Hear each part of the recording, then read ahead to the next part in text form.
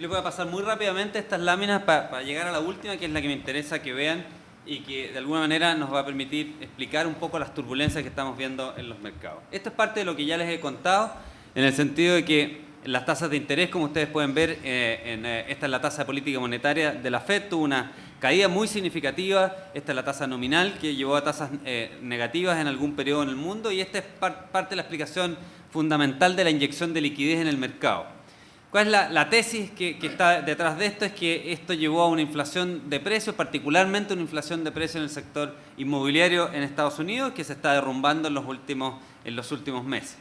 Y que básicamente esa inflación de precios generó también una alza muy importante en la actividad de la construcción en Estados Unidos, con una alza muy significativa en la cantidad de casas construidas en Estados Unidos.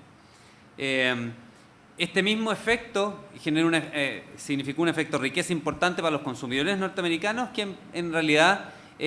vieron la posibilidad de consumir más allá de los aumentos, o aumentar su consumo más allá de los aumentos de ingresos que en realidad estaban percibiendo, dado que tenían una riqueza adicional que estaba siendo generada por el crecimiento en los activos inmobiliarios. Ahora, los consumidores norteamericanos,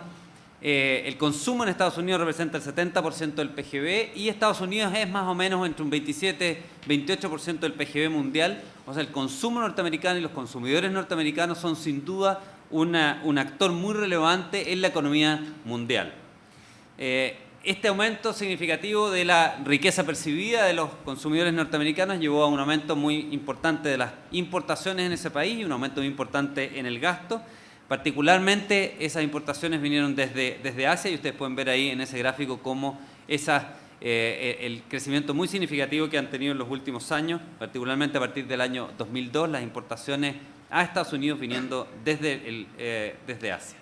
Quizás la forma más sencilla de resumir esto que estamos mirando acá, y que el Banco Central, por ejemplo, lo ha puesto como un tema muy relevante muchas veces en sus informes, y que es un tema relevante que el Fondo Monetario también ha puesto como un tema relevante en los informes, son estos desequilibrios mundiales.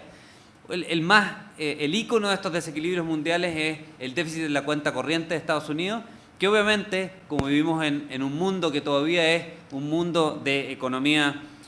cerrada, porque no transamos con nadie fuera de este mundo, claramente si un país muy significativo dentro del mundo tiene un déficit en cuenta corriente muy importante, como es el caso de Estados Unidos, o sea, un exceso de gasto importante respecto de los ingresos que están percibiendo, quiere decir que el resto del mundo necesariamente tiene que estar en superávit. Hay países entonces en el resto del mundo que tienen que estar ahorrando mucho más de los ingresos que tienen para poder financiar este exceso de gasto de la economía mundial. Ese exceso de gasto de la economía norteamericana ha llegado a niveles de 900.000 millones de dólares recientemente, y por lo tanto es un porcentaje muy significativo de su PGB.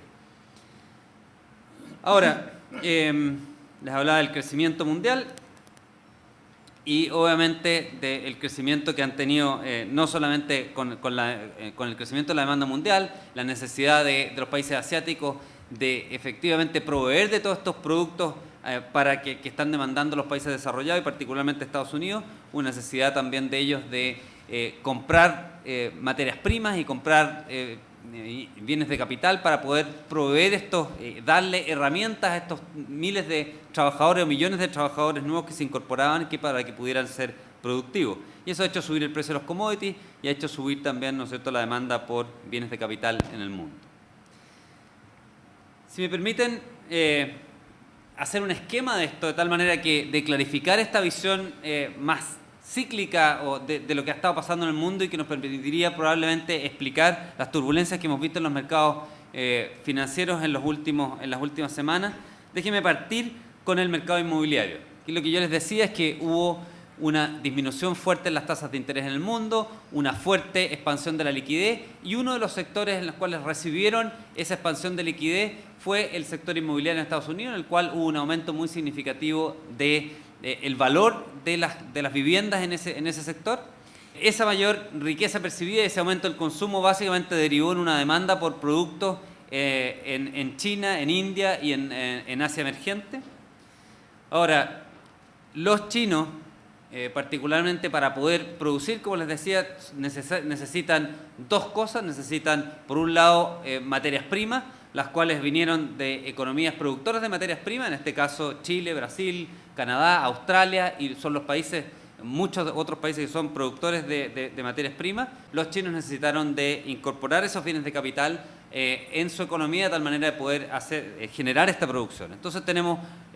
sector inmobiliario que incentiva el consumo, un consumo que genera una demanda por producto a nivel mundial. Esa demanda es provista básicamente desde los países asiáticos, particularmente desde China. Esos países generan a su vez una demanda derivada de esa demanda que ellos están recibiendo por commodity y por bienes de capital. Y esos mismos países, una vez que han exportado sus productos a Estados Unidos, y particularmente a Estados Unidos, ¿no es cierto?, lo que hacen es recibir una cantidad enorme de divisas, y esa cantidad enorme de divisas no se las gastan, sino que se ahorran un porcentaje importante de esas divisas, y esas divisas vuelven como un flujo de capital principalmente a la economía norteamericana nuevamente, pero ahora a través de la cuenta de capitales por la vía de compra de bonos de gobierno y compra de bonos corporativos en esa misma economía, y por lo tanto tenemos un ciclo en que efectivamente esto se engrana bien para que funcione. Tenemos financiamiento adicional para darle continuidad a este ciclo que ustedes están viendo en esta gráfica.